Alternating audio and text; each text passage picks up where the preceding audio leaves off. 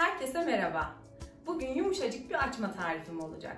Klasik açmalardan farklı olarak şekil verme işlemiyle tarif hem çok pratik hem de çok lezzetli bir hal alıyor.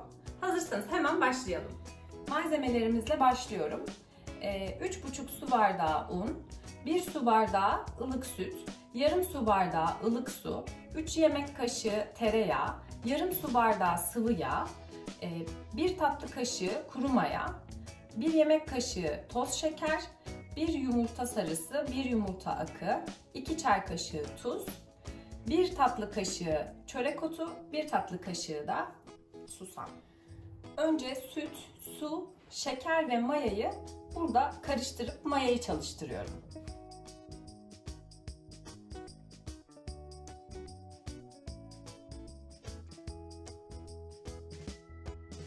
Şimdi karışımı 5 dakika kadar bekleteceğim mayanın çalışması için. Daha sonra diğer malzemeleri ilave ederek hamuru oluşturmaya başlayacağım.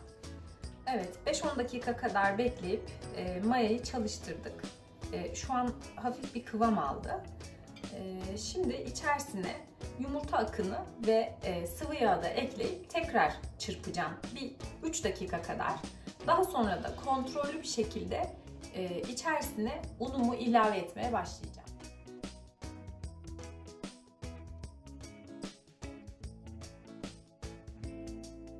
Şimdi unumu da kontrollü olarak ilave edip bir karıştırıcı yardımıyla yavaş yavaş karıştırmaya başlayacağım.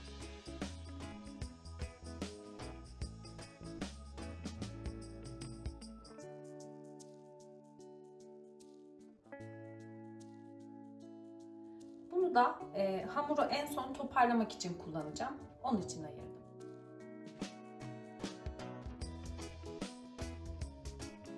Şimdi elimle yoğurmaya geçeceğim. Artık karıştırıcıyı bırakıyorum.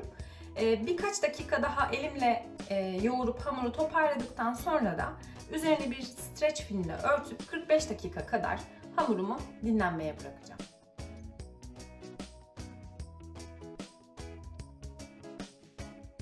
Şimdi hamurumu açıyorum. 45 dakika kadar dinlendirdim. Gördüğünüz gibi hamur 2 katına kadar çıktı. Önceden ayırmış olduğum unla hamurumu güzelce toparlayacağım ve tezgahıma alıp açacağım.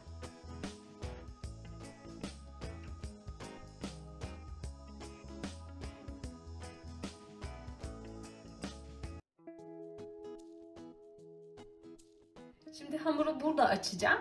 O yüzden hamurumun yapışmaması için tezgahımı birazcık yağlıyorum. Şimdi hamurumu elimle açacağım. Düz bir şekilde.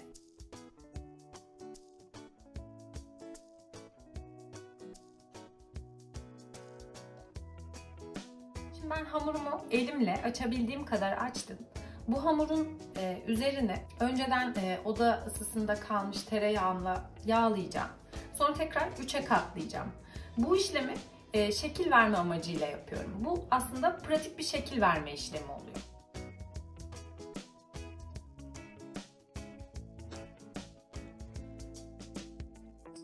Şimdi hamuru 3'e katlayacağım.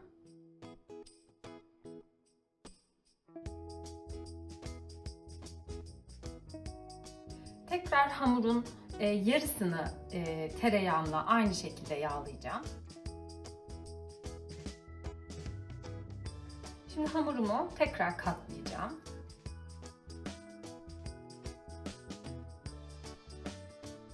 Son kez de üzerine bir yağlayacağım. Şimdi dikdörtgen şeklini verdiğim hamurumu bir bıçak yardımıyla 2 santim kadar genişlikte keseceğim.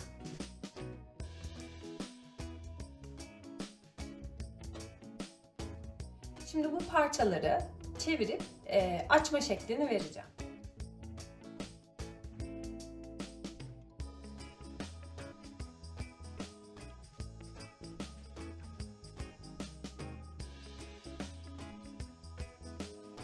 Şeklini verdiğim açmalarımı tepsime aldım. Fırınımı da bu arada ısıtıyorum 180 derecede. Şimdi üzerlerine yumurta sarısı süreceğim. ve çörek otu ve susamla süsleyeceğim.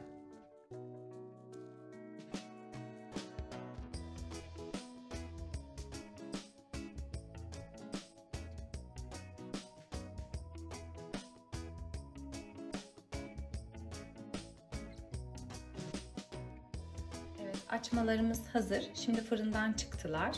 Şöyle size yakından da göstermek istiyorum. Gerçekten yumuşacık. Şöyle içini de göstereyim. İnanılmaz güzel bir tarif oldu. Umarım siz de beğenirsiniz. Denerseniz videoyu beğenmeyi ve kanala abone olmayı lütfen unutmayın. Şimdiden afiyet olsun.